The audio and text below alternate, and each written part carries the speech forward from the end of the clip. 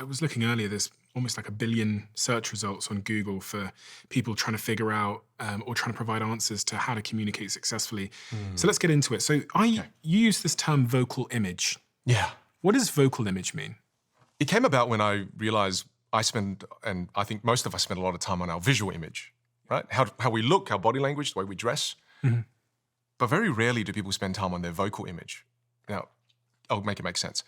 When people see you and you reveal your visual image, they make assumptions about you pretty quickly. Mm. So they form assumptions, oh, this person seems friendly. Maybe they're confident because they've got good posture. Maybe they're smiling, they're friendly. And then all of a sudden, when you open your mouth and you speak, they now turn these assumptions into beliefs.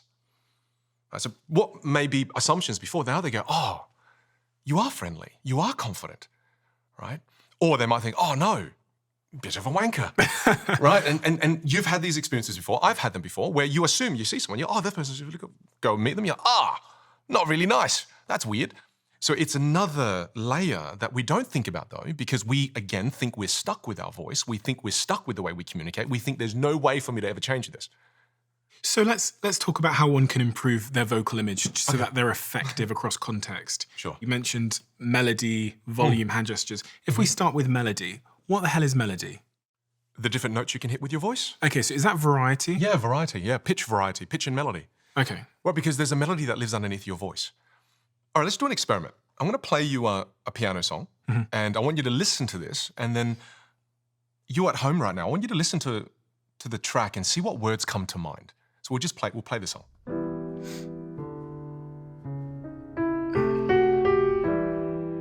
Okay, yeah.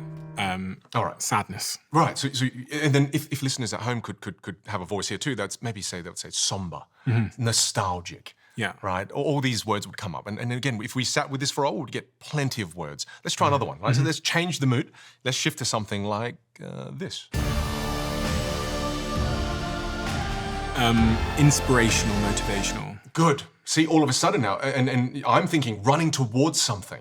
Yeah. Right. And again, there's a part of me that thinks, oh, cheesy commercial. Right. There's that part of it too. So you can hear all these different things. Let's try one more. This one, we'll shift gears again. And what about this one? Like a horror movie. Scary. About to die. Yes. Something bad's about to happen. Ominous. Little 3-year-old stood on the landing of the staircase at night time. Yes, with long black hair. Yeah. Yes, correct. So that again, all of a sudden, paints all these different vivid pictures in your head. The reason I did that experiment is there were no words in any of those tracks. Yet, think about all of the words that rushed to your mind as you were experiencing the melody, the different notes. What people fail to realize is that you have a melody in your voice. Yeah. This is why when some people walk into our lives, it could drain the energy from our lives. And when they walk in, you feel the impact of them walking in, right? In a negative way or a positive way. Some walk in and you go, oh, I feel good, I feel great. What is that? It's the melody in which they come in with. Can you have a pretty limited range, a limited melody, but still hit people with scary and sad and inspiring? I believe you can. Yeah. Again, because we genuinely don't have 88 keys, right? So again, it's one of those, it's a metaphor, but I believe that we can create so many different songs with our voice if we learn to treat it as an instrument. And we can play with the technique to help you increase your vocal range if you want. Sure. There's something called this is fun. This is a fun one. There's something called a siren technique. Okay. Okay, so a siren technique is when you read something with a low voice and then you go towards a high voice and you go back down to a low voice. So now I don't want you to do it to start with. I just want you to read this as you would, and then we'll try the siren technique. So just read it as you would neutrally first. So just read that as you would. Okay, so for those that can't see, Vin has passed me a card. Yeah, cue cards. And on the card, it has a bunch of words, which I'm just going to read. And as you're listening at home, have a guess of what movie this is from. Want to know how I got these scars? My father was a drinker and a fiend. And one night he goes off crazier than usual. Mummy gets the kitchen knife to defend herself. He doesn't like that, not one bit. So me watching, he takes the knife to her, laughing while he does it, turns to me and he says, "Why so serious, son?" Comes at me with the knife. Why so serious? He sticks the blade in my mouth. Let's put a smile on that face. And why so serious? Beautiful. What movie is that from? No idea. I don't watch Oh, movies. are you serious? Dark Knight, the Joker. Okay. Well, Oh, so Heath Ledger, so amazing. Okay, cool, great. So again, you read that in your neutral voice. Now what we're going to do is we're going to play with the instrument. Okay. So the Siren technique is when you read with a really low voice and then gradually you go to a high voice, and I'm going to challenge you to not be afraid to go into the falsetto, not be afraid to play. Okay. So just play. Okay. And it's not about going low at the start and then high at the bottom. Within each sentence, I want you to go up and down, up and down. I really want you to play with your voice. Okay. Otherwise, I'm going to push you. Okay. Okay. Fine. In 3, 2, go for it. Want to know how I got these scars? My father was a drinker and a fiend. Good. And one night he goes, I'm crazier than usual. Mummy gets the kitchen knives to defend herself. Good. Okay. Wow.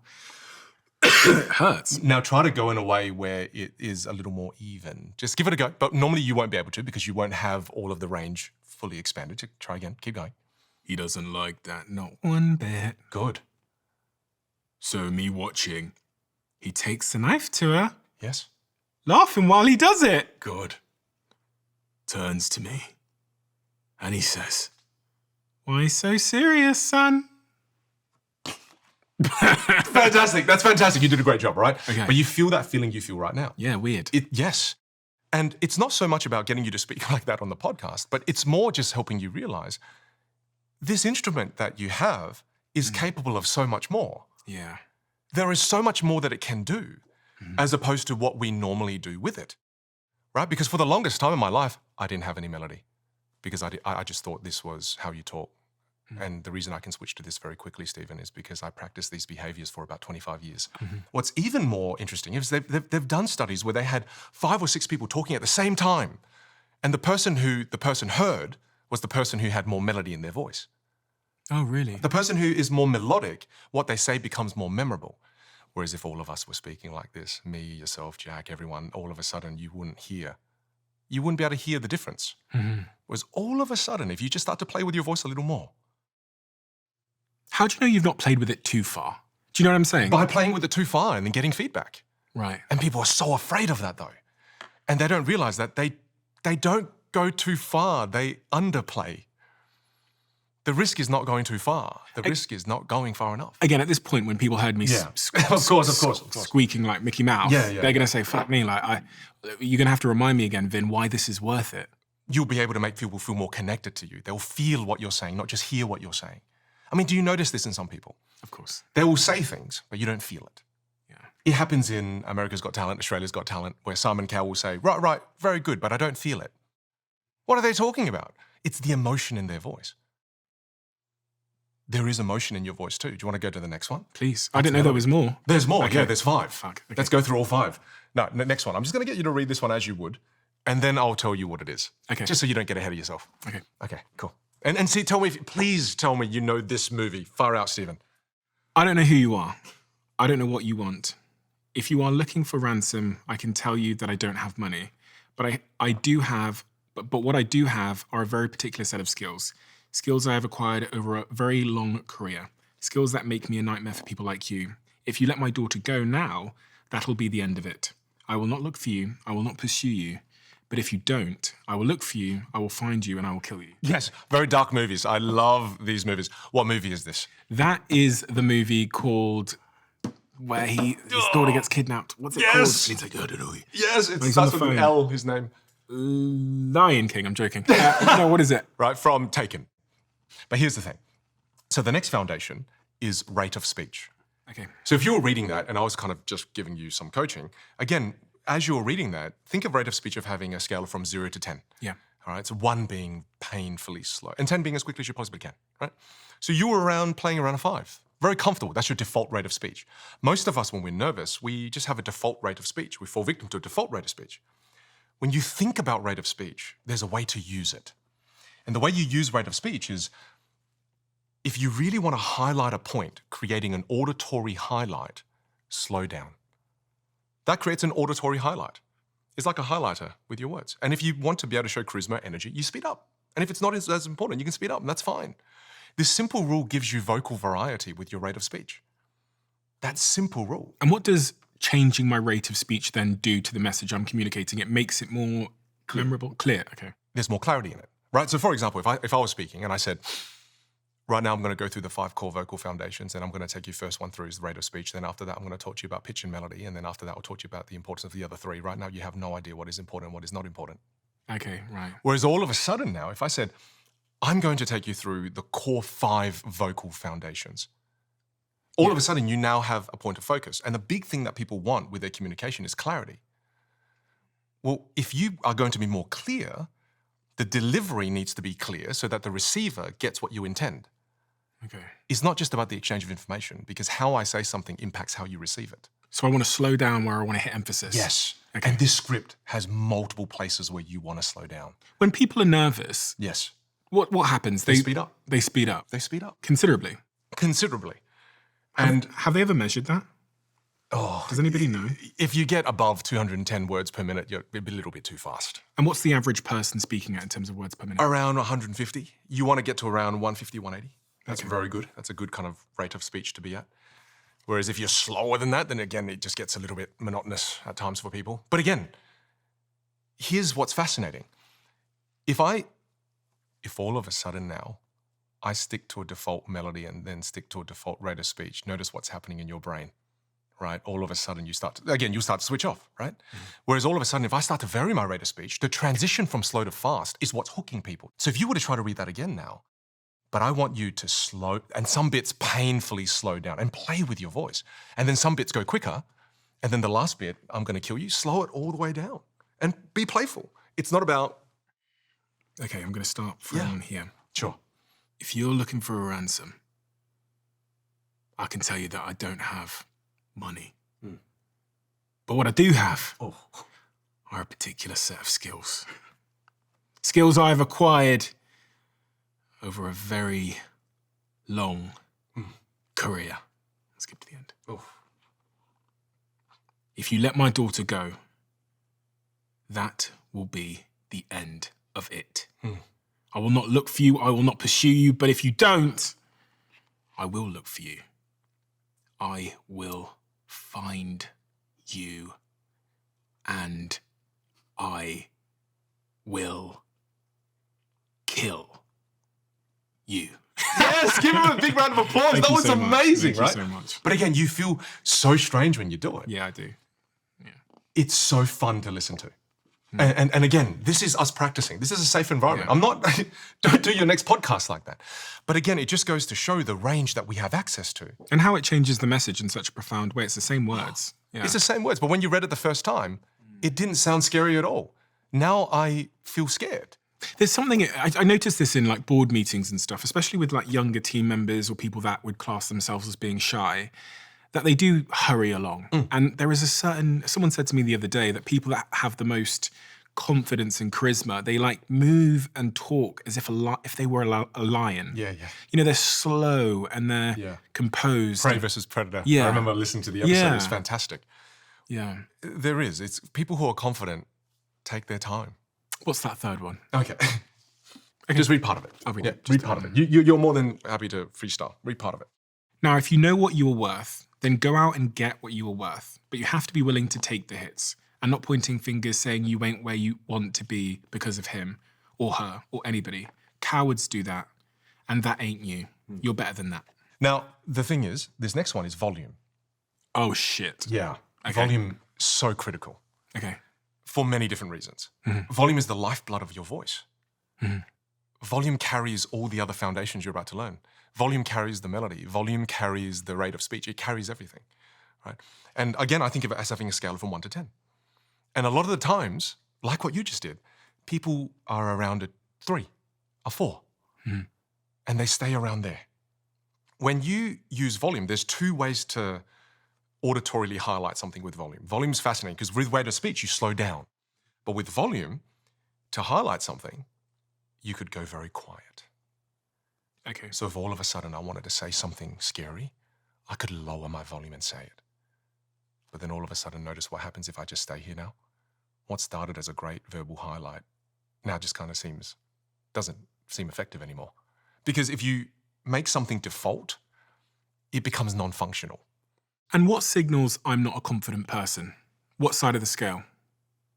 The lower scale. Okay. On volume. Okay. Because that's one of the default shy behaviors that a lot of people exhibit. And what about leaders? Where do they land on the scale?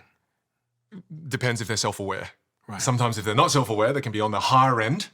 And that's, you just have someone come across as a little arrogant. Sometimes there's just too much volume. Because too much volume without the other foundations, now you come across arrogant. So again, if I give this back to you, and again, just for fun, like I want you to go loud. I want people to hear outside of this studio what we're doing. Yeah, right? fuck. So just have a go and give me a whisper too. At some point, give me a whisper too. Now, if you know what you're worth, go out and get it. Go out and get what you're worth. But you have to be willing to take the hits and not pointing fingers saying you ain't where you want to be because of him or her or anybody. Cowards do that. And that ain't you. Yeah. You're better than that. Oh, it's amazing. Yeah. What you just did made me feel. Why did I feel? What is a voice? A voice is a series of vibrations. So you just sent vibrations my way that made me feel. Mm-hmm. That's why we say people have good vibes, right? We understand it's happening, but we don't understand at that kind of frequency level, at the vibration level. But it's happening at a physical level, where depending on how you use your voice, you're genuinely moving people quite physically. We did rate of speech, we did volume, we did the Pitch and melody. Yeah. And then there's two left, right? There's two left, yeah. Right. So this one, read it as you would, parts of it. And it's not because I'm lonely. And it's not because it's New Year's Eve. I came here tonight because when you realize you want to spend the rest of your life with somebody, you want the rest of your life to start as soon as possible. What we're moving into now is the emotion that exists within your voice, tonality. Yeah. This is the emotion that exists, right? So the way to add more emotion into your voice is to move your face. Because as I eloquently put it at times, your face is the remote control that allows you to add emotion into your voice. Yeah. So let's play, right? So now I'll give you different faces to make. I'll tell you different faces to make, and you make those different faces and allow those emotions to come through your voice. Okay. So if it's happy, then I want you to sound really happy. If it's sad, I want you to sound really sad. So we'll start with, and try your best to play with this. I want you to make disgust, like just disgust, and let that come through and give me a more volume. Give me disgust in 3, 2. And it's not because you're lonely. Yeah. And it's not because it's New Year's Eve. Surprised. Really surprised. I came here tonight because when you realize you want to spend the rest of your life... Angry. Give me angry. You want the rest of your life to start as soon as possible. Happy. Best day of your life, Stephen. You want the rest of your life to start as soon as possible. That's so beautiful. You know this already. In our brains, there's mirror neurons, right? And when I see you go through these different facial expressions, I feel what you feel. Even though I know this is a situation we've created here for us to experiment in, it's a safe environment. But every time you went through any of those emotions, I felt it. Because I didn't just see it. Are men worse at this stuff? Yes. They are. Yes. Because I feel, well, for me, I can only speak personally for me, I was taught to keep my emotions on the inside. Right.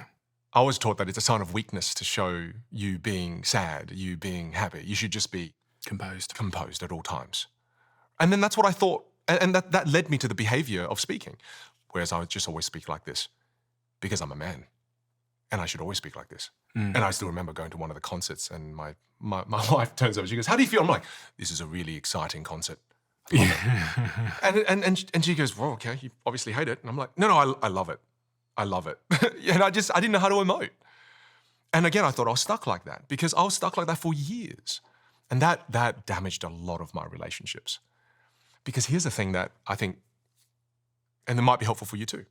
When you're listening to someone talk, you don't have to react with sound because otherwise you'll be seen as interrupting the other person, right? You can react with facial expressions. And that is one of the most powerful ways to show them you're listening and that you're following along. How cool is that? Because if someone's saying something really bad and you're like, yeah, it shows them you're locked in.